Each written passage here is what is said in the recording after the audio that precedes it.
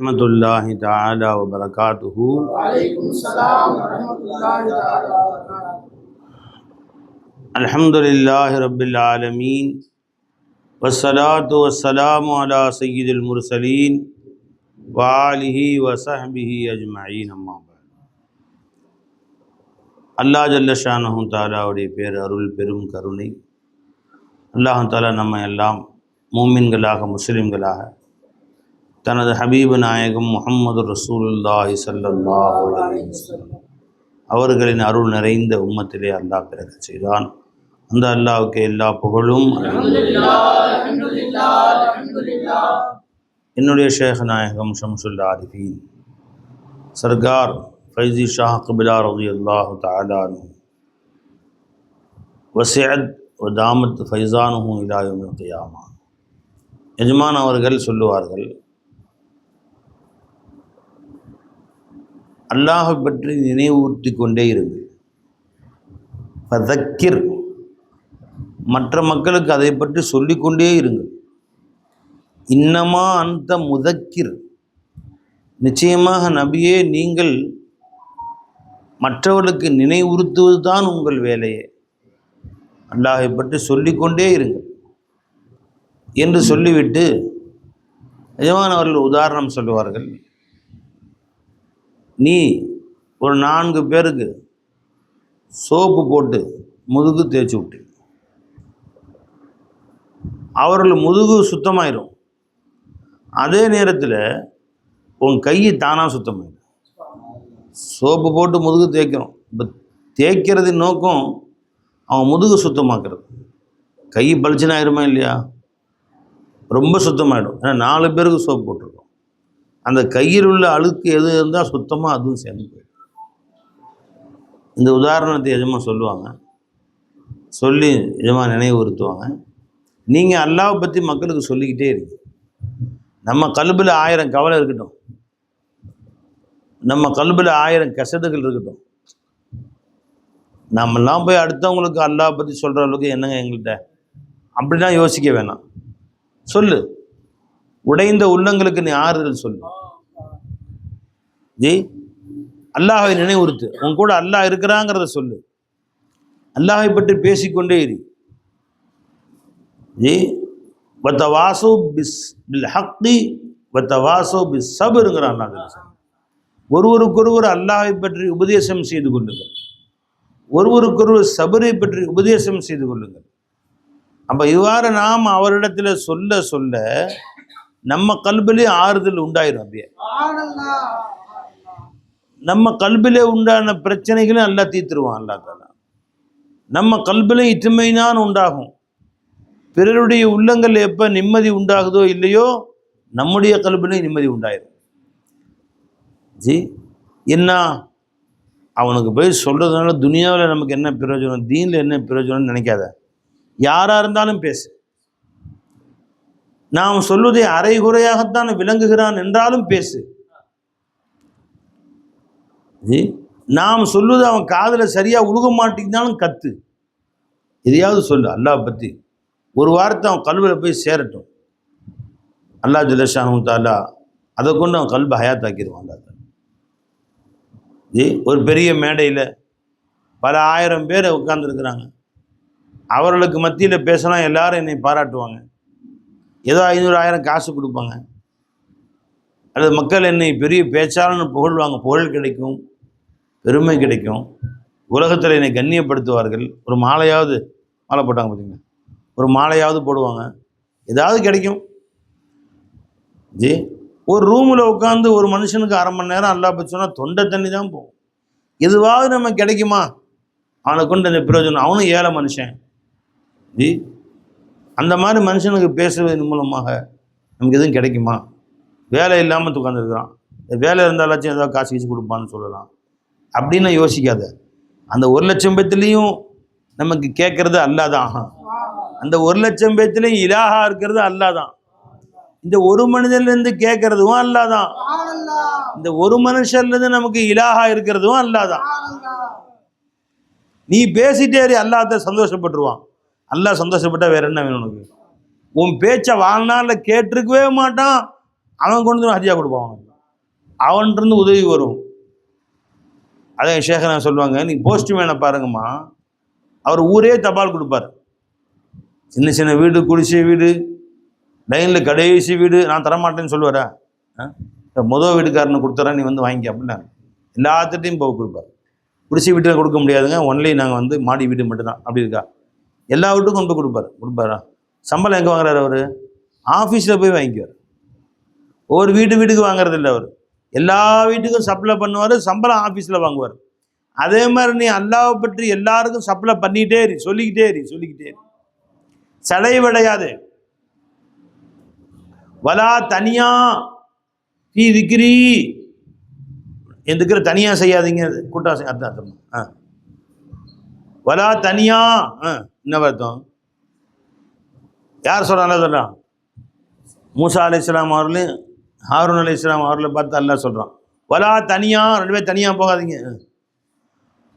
தனியாங்கிற அரபி வார்த்தம் அதில். வலா தனியா தஸ்னியா, நீங்கள் ரெண்டு பேரும் சடைவடையாதீர்கள். ஃபீ திக்ரி, என் திக்ர் விஷயத்திலே சடைஞ்சு போகாதீங்க. எப்படா திக்ர் மனுஷன் முடியும்? அப்படியா? எப்படா ஒரு சாயா கொடுப்பாங்க, சாயா இருக்கா கொடுத்துருங்களேன், பரவாயில்ல. சாயான்னு சாயா ஆமாம் வந்துருச்சு, இருந்தால் கொடுங்க, இல்லைட பரவாயில்ல கொடுங்க. என்ன பை? வலா தனியா ஃபீ திக்ரி, என் திக்ரில் நீங்கள் சடைவடைந்து போகாதீர்கள். சொல்லிக்கிட்டே இரு. என் ஷேகநாத்தை பல தடவை நான் பார்த்துருக்குறேன். காலையிலிருந்து பயான் செய்து, அது காலையிலிருந்து ஏதாவது அவர்கள் தாலியமாக செஞ்சு சடைஞ்சு போய் வீட்டில் போய் கொஞ்சம் ரெஸ்ட் எடுத்துருப்பாங்க, யாராவது வந்துடுவாங்க. ஃபஜர்லேருந்து 10 மணி வரைக்கும் பயன் செஞ்சுருப்பாங்க, அது தெரியாது ஒருத்தருக்கு. அப்போ தான் எதுவும் உள்ளே போய் சட்டை கழட்டி வைக்கலான்னு போவாங்க. 11 மணிக்கு ஒருத்தர் வருவார், சர்க்கார் உட்கார சொல்லுங்க, நிறைய வந்துடுவாங்க. அவங்க நடக்கவே முடியாமல் வந்து உட்காருவாங்க. வந்து எத்தனையோ நேரங்களில் மகரிபில் பார்த்துருக்கோம். பல வேலைகளுக்கு மத்தியில் எதுவும் உடல் நலமும் பாதிக்கப்பட்டு கடைசி நேரத்தில் சொல்கிறேன், 70-75 வயசு, சடைவோடு வந்து வெளியே உட்காருவாங்க.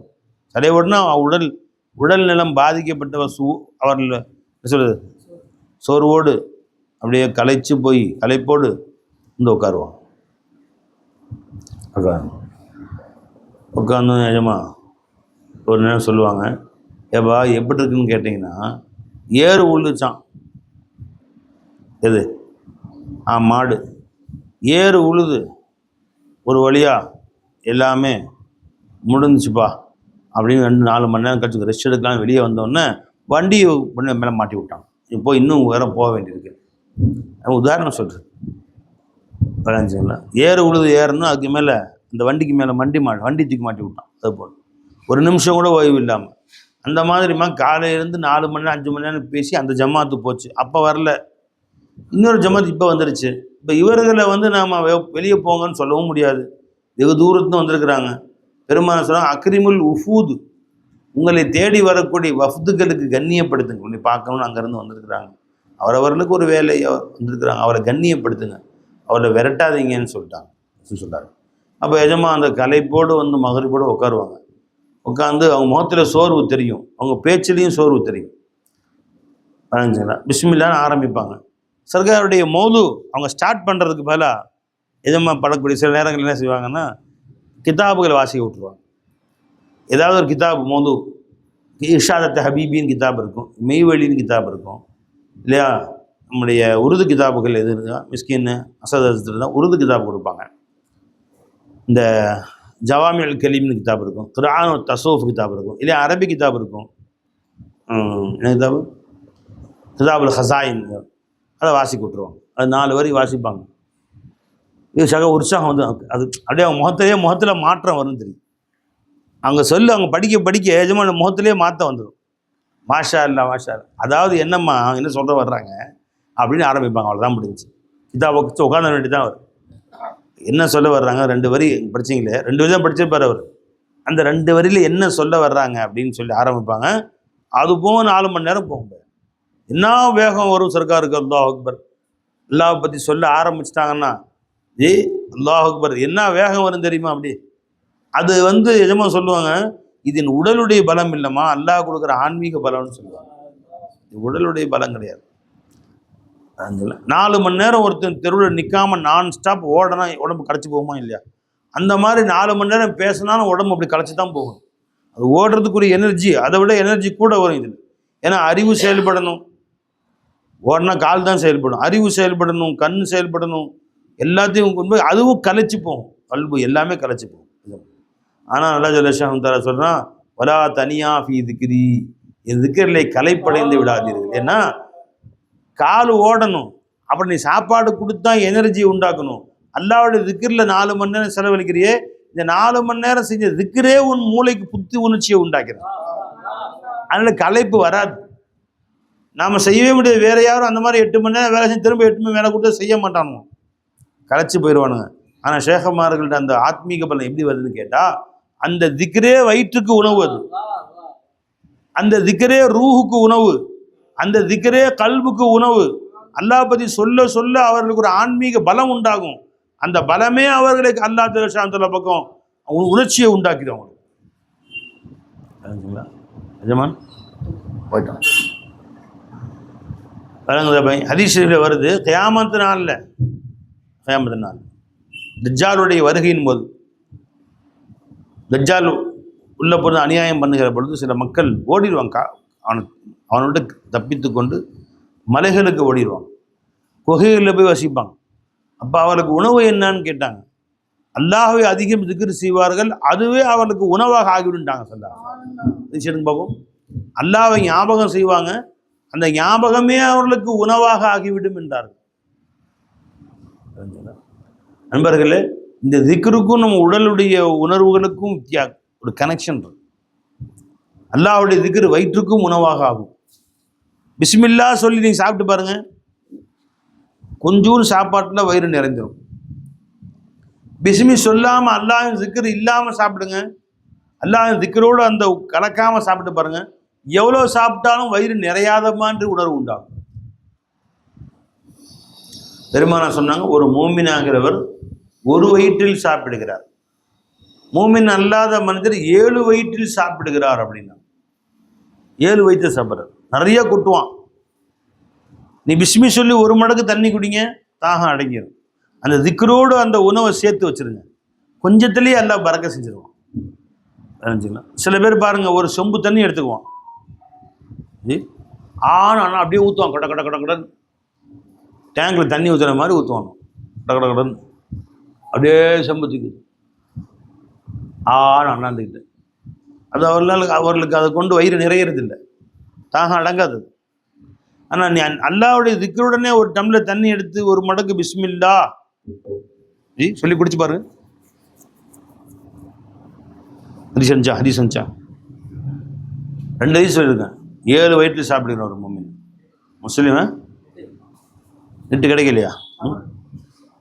இதில் வருதா பார், விளைஞ்சாயிரவை. அப்போ எந்த நிகழ்ச்சியுமே நீ அல்லாஹ்வுடைய திக்ரோடு ஜாயின் பண்ணிடு. ஆடை அணிகிறாயா, அல்லாஹ்வுடைய திக்ரோடு ஜாயின் பண்ணு. அந்த ஆடையை அல்லாஹ் மக்களுக்கு அழகாக காட்டுவான். அல்லாஹ் மறந்து சாப்பிட்ட, அல்லாஹ் மறந்து ஆடை அணிந்து, அல்லாஹ் மறந்து துப்பி போட்ட, அல்லாஹ் மறந்து சப்பல் போட்டேன்னா அந்த பரக்கத்து இருக்காது. எந்த வஸ்துவையும் அல்லாஹ்வுடனே ஜாயின் பண்ணிடுங்க, அல்லாஹ் ரொம்ப ரஹ்மத் செய்வான். அல்லாஹ் தஆலா பரக்கத் செய்வான். அந்த உணவுகள்லையும் பரக்கத்து, அந்த உடைகளில் பரக்கத்து, இந்த பொருட்களில் பரக்கத்து.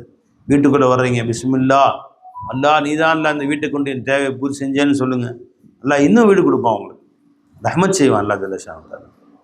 ஒவ்வொரு வஸ்துக்களையும் திக்ரோடு ஜாயின் பண்ணி சாப்பிட பழகணும், செய்ய பழகணும். பழஞ்சாலிங்களா? அப்போ என் ஷேக் நாயகம் சொல்லுவாங்க, நீங்கள் அல்லாஹ்வை பற்றி சொல்லிக்கிட்டே இருக்கீங்க, யாரை பார்த்தாலும் சொல்லுங்கள். சின்ன பையனாக இருந்தாலும் பயப்படாமல் சொல்லுங்கள். அவர்களுக்கு தகுந்த மாதிரி அல்லாஹ்வுடைய ஞாபகத்தை ஊட்டுங்க. உங்களுக்கு யாரை பார்த்தாலும் உங்கள் கல்புகளை சிந்தனையை அல்லாஹ் பக்கம் திணியுங்க. பெரியவர்களாக இருந்தாலும் சொல்லுங்கள், அவங்களுக்கு தகுந்த மாதிரி கண்ணியத்தோடு மரியாதையோடு சொல்லுங்கள். அது இப்ராஹிம் அலைஹிஸ்ஸலாம் வாப்பாவுக்கு நசீஹத் செய்கிறாங்க. பாப்பா அறிவு இருக்க கொஞ்சமாக சொன்னாங்க, ஏன் தான் சிலைப்பட்டு வணங்குற அப்படி கேட்கல. என்ன அன்பா, யா அபத்தி, என் அன்பு தந்தைய, அபத்திங்கிறது என் செல்லமான தந்தைய, அபி என்ன என் வாப்பா, யா அபத்தி என் செல்லமான என் பிரியமான என் வாப்பாவே, என் தந்தையே, யா அபத்தி. லிம தஅபுது மா லா யன்ஃபஉக்கும் வலா யதுர்ருக்கும், உங்களுக்கு அறவே நன்மையும் செய்வதில்லை, அறவே தீமையும் செய்வதில்லை, அப்படிப்பட்ட ஒன்றை போய் ஏன்ப்பா வணங்குறீங்க நீங்க? எவ்வளோ அன்பா கேட்டாங்க பாருங்க. யா அபத்தி லிம தஅபுது மா லா யன்ஃபஉக்கும் வலா யதுர், ஏன் பாப்பா அதை போய் வணங்குறீங்க? அப்போ தன்னை விட மூற்றவர்களுக்கும் தன் பெற்றோர்களுக்கும் அவங்களுக்கும் நசிஹத் செய்யலாம், அவங்களுக்கும் லா இலாஹ இல்லல்லாஹ் சொல்லலாம், அல்லா இலாஹங்கிறத நினைவுறுத்தலாம். தன்னை விட கீழாக உள்ளவங்களுக்கும் சொல்லலாம் அல்லாஹை பற்றி. ஜி அதில் எந்த கவலையும் படக்கூடாது. இந்த ஹதீஸ் யாருமா ஜி? முஸ்லிமா? ஏன்பா ஹதீஸ்? முஸ்லீம் ஷரீஃபுடைய ஹதீஸ். பெருமானா சொன்னாங்க, இப்னு உமர் ரிவாயத் செய்கிறாங்க, அல் காஃபிரு யகுலு ஃபி சபஅத்தி அம்ஆஇன் வல் முஃமினு யகுலு ஃபி மிஇம் வாஹிதின்.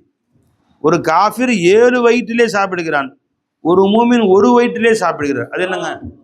ஒரு வயிற்றில் சாப்பிட்றாரு, அவர் 7 வயிற்றில் சாப்பிட்றாருன்னா, அப்படின்னா திக்ரு கலக்காமல் சாப்பிடுகிற பொழுது அந்த உணவு வெறுத்து போய் உள்ளே போகும். அந்த உணவு நல்லா மறந்து சாப்பிட்றானே உணவு வெறுத்து போயிடும். அது உள்ளே போய் வயிற்று பசியை உண்டாக்காது, வயிற்று பசியை அடக்காது. அது பச்சம் அவளுக்கு இன்னும் சாப்பிடணும் வெறியை உண்டாகும். 7 மடங்கு சாப்பிடுவான். அவன் கை வச்ச சாப்பாட்டில் பறக்கத்து இல்லாமல் போயிடும், அல்லாவுடைய திக்ரு இல்லாமல் சாப்பிட்றதுனால. அந்த உணவு உள்ளே போய் அல்லாவை மறக்கடிக்கும்.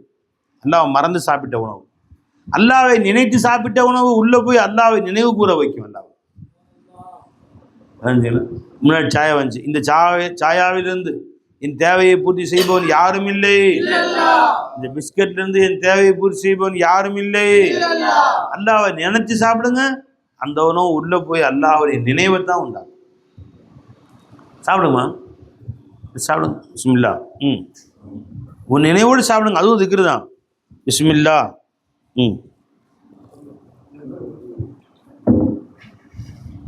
இந்த டீயிலிருந்து, இந்த டீயின் மூலமாக என் தேவை நிறைவேற்றுப்பவன் யாரும் இல்லை. சுஹூத் செய்யுங்க. யாரில் இந்த சாயாவுடைய சூரத்தில் உஜூது தான் காய்ச்சல். உன் உஜூது இல்லைன்னா இந்த சாயா எப்படி வெளியே வரும்? உஜூது நகோத்தோ குச்சினையும் பார்த்தா எதுவும் வராது. புரிஞ்சா? அப்போ நம்ம விட மூத்தவர்களுக்கும் சொல்லுங்கள், அவர்களுக்கு தகுந்த மாதிரியான பாஷையில் சொல்லுங்கள். உங்களுடைய இளையவர்களுக்கும் சொல்லுங்கள், உங்களுடைய வயது ஒத்தவர்களுக்கும் சொல்லுங்கள். அல்லாஹ்வை பற்றி நினைவுறுத்தி கொண்டே இருங்கள். ஃபதக்கிர் நினைவுறுத்துங்கள். யாருடைய வேலை அது? ரசூலுல்லாஹி ஸல்லல்லாஹு அலைஹி வஸல்லம் வேலை. அப்போ நீ அல்லாஹ் பற்றி ஒருத்தருக்கு சொல்கிறேன்னா இந்த இடத்துல இந்த நேரத்தில் உன்னிலே ரசூலுடைய தஜல்லி உண்டாயிட்டு இருக்குன்னு அர்த்தம். அல்லாஹ் விளங்கிய நீ ஒருத்தருக்கு அல்லாஹ் பற்றி நினைவுறுத்தி கொண்டிருக்கிறாய் என்றால் என்ன பொருள்? அந்த இடத்துல தஜல்லிய ரசூல் பெருமானாருடைய தஜல்லி அதுல கோடியில ஒரு பங்கு உண்டாகுதுன்னு அர்த்தம். அல்லாஹ் ரசூல்லா கொடுத்த பணி, அந்த பணியை அல்லாஹால உன்னிடத்தில் இங்கே வெளியாக்கிட்டு இருக்கான். அதனால சாதாரண வேலை நினைக்காது, அதுல சோம்பேறித்தனப்படாதீர்கள், அதை சடைவு கொள்ளாதீர்கள். சே இப்பதான் பயான் செஞ்சு முடிச்சோம் மறுபடியும் கூப்பிட வந்துட்டானுங்களா அப்படின்னு நினைக்காதீங்க. யாரெல்லாம் இப்பவும் நீ பேச வச்சு, இப்பவும் நீ பேச வைக்கிறது, இப்பவும் எனக்கு உன்னை பற்றி பேசக்கூடிய பாக்கியத்தை கூட இருந்தா. திக்ரிமச்சு அங்கே நடக்குது, ரொம்ப தூரமாக நடக்குது, சடைவடையாது போங்க. பாருங்க, முத்துப்பேட்டையிலிருந்து அவ்வளோ தூரம் பைக்கில் மழை பொழியக்கூடிய நேரத்தில் அங்கேருந்து வந்திருக்கிறாங்க. மழை பெஞ்சிட்டு இருக்கு சில நேரங்களில். பதினஞ்சா அவ்வளோ தூரத்துன்னு வந்திருக்கிறாங்க, பட்டுக்கோட்டைக்கு வந்திருக்கிறாங்க, பல ஊர்கள்லேருந்து மூலம் வந்திருக்கிறாங்க.